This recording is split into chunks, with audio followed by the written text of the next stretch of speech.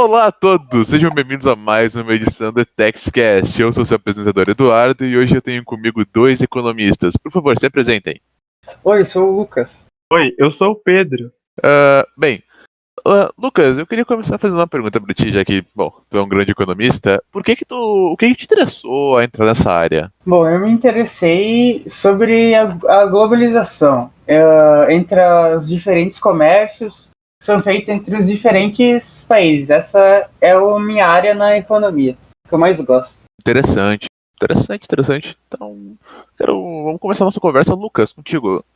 Conta um pouco mais pra gente, melhor, sobre a história da globalização.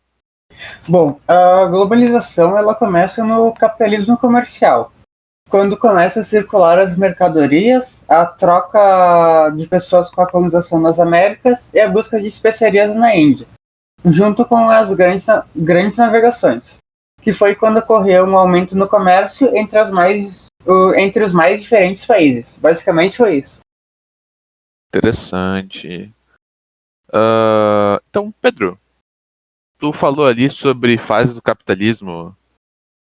Se eu não estiver errado, na escola me ensinaram que são 3 ou 4, certo? É exatamente isso. Depende do autor, mas do especialista, no caso. Tem uns que acreditam que tem 3, tem uns que acreditam que tem 4, contando com o capitalismo,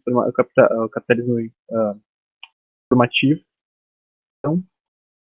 Então, conta pra gente um pouco sobre esse capitalismo. Qual seria o primeiro? Bom, o primeiro é o capitalismo comercial mercantil. Ele nasceu na transição da Idade Média para a Idade Moderna, ali pelo século XV, após a queda do feudalismo. As suas características são bem peculiares para um capitalismo, mas enfim. Ele tinha um controle estatal da economia, onde o Estado, que seria o rei, ele comandava o mercado econômico. A sua forma de medir as riquezas era um tanto quanto peculiar. Eles mediam através do acúmulo de metais preciosos, que também é chamado de metalismo, e que naquela época fazia muito sentido, hoje não faz tanto sentido, mas do mesmo jeito é utilizado ainda em alguns países, para ver quanto de prata, de alumínio, as coisas que tem nos países. Outra característica chamativa, e que essa faz mais sentido, é do capitalismo comercial, que é a balança comercial favorável. Ela tinha como princípio o favorecimento da exportação ao invés de importação. Porque exportando tu ganha mais dinheiro, importando tu ganha menos. Né? E tem o surgimento da moeda com valor de troca, que ainda existia, mas não tinha tanto foco assim. E isso tudo, essa moeda com valor de troca, deu um impulso para outro evento importantíssimo, que é a ascensão da burguesia. Eles eram minúscula, trabalhavam tinha um papel bem pequeno, assim, e agora é uma das grandes potências no mercado econômico, político, social. E também, nesse contexto, teve um grande papel em mudar a forma de produção. Antes era artesanal e agora parece ser manufatura, tipo o trabalho de formiguinha, sabe? Foi um capitalismo bem inovador, digamos, foi uma fase bem inovadora. Que massa. Me corrija se eu estiver enganado, mas depois disso veio a Revolução Industrial e acho que, suponho eu, a segunda fase do capitalismo, certo? Foi Exatamente isso. Se não me engano, na escola industrial. É, isso aí. Que ela foi, tipo, iniciou a industrialização em si, tipo, máquina a vapor, as máquinas a carvão. Aí com os... posso estar enganado, faz um tempinho que eu estudei isso, mas os ideais iluministas do Adam Smith, do liberalismo econômico, foi implementado, que isso ajudou, foi um grande ponto positivo para o capitalismo em si. A liberdade de produção, o início do trabalho assalariado, que tirou muita gente, tipo, as pessoas continuaram pobres, se não me engano, mas isso aí ajudou elas a ficarem um pouco melhor na vida. Aí veio o surgimento da classe operária, dos sindicatos. Se não me engano agora, pode mesmo me corrigir, mas nessa época também foi o início, tipo, quando começou a ter uma grande desigualdade social, certo? Exatamente isso.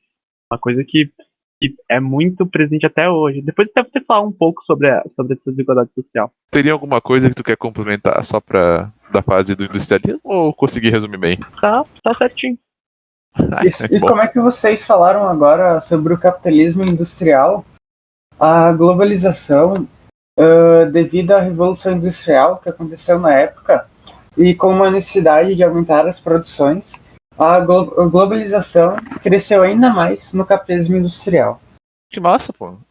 Interessante. E sobre a terceira fase, Pedro, que tu mencionou antes, qual seria ela? Essa é mais, digamos, pra mim é a fase principal, assim, poderia acabar aqui, sabe? O capitalismo, a quarta fase podia ser engrupada nesse aqui, mas enfim.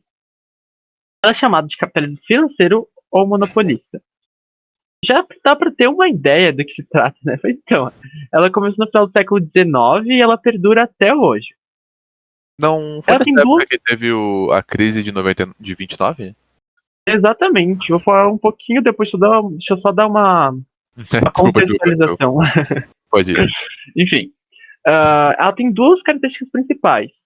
A divisão de grandes empresas em pequenos fragmentos que são chamados de ações e são comercializadas em bolsas de valores. E a bolsa de valor foi o principal símbolo do capitalismo financeiro. Foi extraordinário. Enfim, a outra característica é a monopolização das grandes empresas. Elas mantinham a produção de produtos só para elas em escala mundial. Elas tinham sempre um superávit, então acabavam comprando as empresas menores e tornavam-se a única produtora de um determinado produto.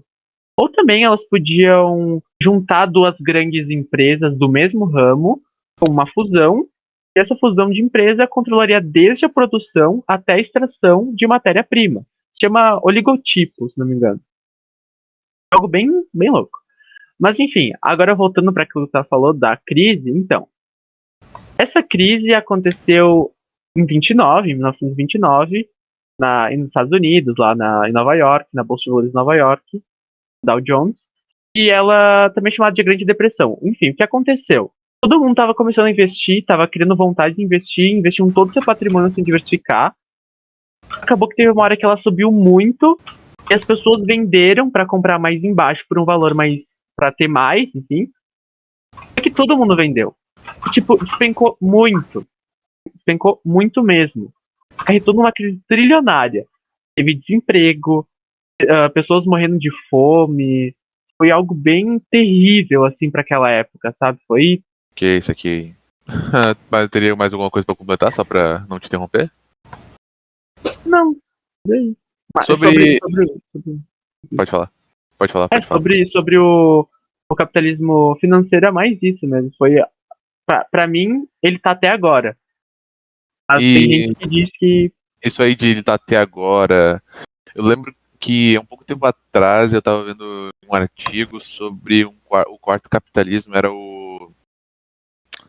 Me ajuda a lembrar, isso, informacional, que alguns economistas e pessoas que trabalham com a área da geografia consideram isso uma das fases e outras não. Que seria mais na parte de desenvolvimento de robótica, desenvolvimento da informática, também a parte que a gente fala sobre a globalização em si, tipo, juntar o mundo inteiro através da internet, por exemplo, em redes sociais. Seria mais ou menos isso, certo? Senão... eu acredito que foi mais como uma quarta revolução. Mas enfim. E uma fase do capitalismo? Mais uma fase do capitalismo financeiro. Mas tem uns que acreditam, enfim. Que por ser conta como revolução, eu acho, por causa que é uma transformação. A gente mudou muito o que era antigamente para hoje.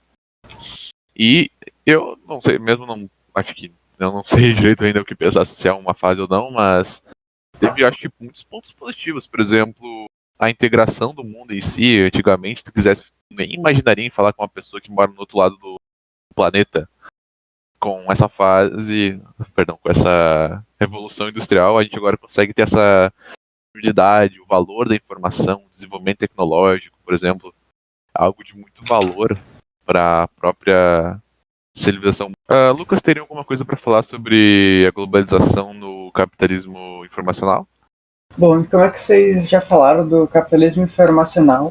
Foi onde, de fato, a globalização ela se consolidou, com a expansão dos mercados financeiros e das empresas que começaram a direcionar suas filiais para os países subdesenvolvidos, que é os países que, de fato, a mão de obra é muito mais barata. em pouco tempo passaram a dominar o comércio internacional. Quanto mais essas empresas elas foram crescendo e expandindo seus mercados com o tempo, elas necessitaram de mais investimentos em tecnologias, como a robótica, a microeletrônica e os satélites. E as tecnologias, elas também contribuíram para o desenvolvimento de produtos que utilizamos no nosso cotidiano, como os computadores, celulares e etc. Massa, que massa. Lucas, eu tô com uma dúvida. Até agora, pelo visto, o capitalismo, eu não sei, depois eu perguntei isso pro Pedro, mas a globalização tem algum ponto importante ou algum ponto negativo dela a se ressaltar? Bom, a globalização ela nunca foi mil maravilhas, então ela tem pontos negativos sim. Como, por exemplo, o monopólio das grandes empresas, o aumento do desemprego em crises econômicas e a redução de salários.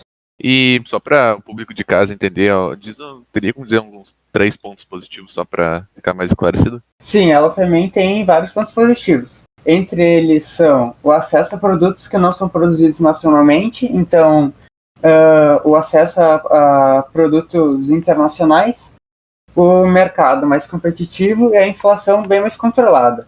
E também o maior fluxo de capitais e investimentos entre os países. Isso é interessante, interessante. Tem tudo que é bom. Tudo que é bom tem o seu lado ruim. Sim, Sempre tem seus exatamente. prós e contras, né? E eu disse algumas coisas sobre o capitalismo, alguns pontos bons dele, como por exemplo a liberdade econômica, a parte de a gente poder agora hoje em dia falar com outras pessoas, o desenvolvimento da tecnologia. Mas Pedro, eu queria saber, você dá 3 pontos negativos sobre o capitalismo? Vamos lá, então. Apesar de ter pontos positivos, como eu falei, sempre tem seus prós e contras. Vou começar falando da falta de oportunidade de crescer sem ter bons estudos, uma boa vida, uma família que tem influência. Você dificilmente crescerá economicamente. Claro, né? Salvo algumas pessoas, mas estou falando mais no geral mesmo. Pode ver na classe de médicos. A maioria daqueles que são médicos são por conta de ter uma família rica ou conseguir sustentar seu filho. É muito difícil uma pessoa que seja pobre médico, quando você vai para uma federal, enfim. Isso é uma marca do capitalismo. Quanto mais se tem, mais se atinge trabalhos, laços, coisas que pessoas que não detêm de uma boa quantia de dinheiro poderão talvez nunca desfrutar. Puxando um pouco a corda desse assunto, isso é do caso um fenômeno chamado de desigualdade social. Talvez o pior mal da nossa atualidade. Essas desigualdades encadeiam tanta coisa, tipo, a violência é um exemplo, onde o assalto e o tráfico estão para aqueles que não têm oportunidade de empregos, educação. Isso acaba resultando em milhares de mortes todo ano. Isso tudo, essa desigualdade, ajuda muito os ricos, porque eles não têm concorrência. Isso ajuda muito eles. Por exemplo, em 2020 foi feito um levantamento sobre se a quantidade de renda das pessoas tinha continuado a mesma, e se descobriu que quem era rico ficou mais rico e quem era pobre ficou mais pobre. Esse lucro dos ricos que ficam mais ricos vem tudo da exploração a todo custo, não ligando para o meio ambiente. Temos, por exemplo, a empresa Vale. Muitas ações são ótimas, é a principal ação da Ibovespa, é uma ótima ação para ter em sua carteira de investimentos. Mas se olharmos o histórico dessa empresa, podemos ver tudo de errado que eles fizeram, como a tragédia Brumadinho, que matou muitas pessoas, e que até hoje eles não indenizaram. Ou seja, fizeram muito mal para as pessoas e para o meio ambiente, mas do mesmo jeito continuam ótima para se investir. Isso é certo? Não, mas as pessoas querem saber mais do lucro, né? Sim, sim, sim, verdade. Bom, é como tu disse, existem prós e contras e nem tudo que é bom. Tudo que é bom sempre tem seu lado ruim. E eu acho que é isso, a gente conseguiu ter um papo legal hoje sobre um assunto que acho que às vezes a gente se perde um pouco, acho que não é tão relevante, mas é algo bem importante pra gente. Queria agradecer a vocês dois por estarem aqui hoje. Muito obrigado, aliás. Muito obrigado eu Eu pela que oportunidade de agradeço. falar um pouco mais sobre isso, né? E para todos que estão nos ouvindo, fiquem em casa, Corona não acabou e um grande abraço. Até mais. Sejam, galera.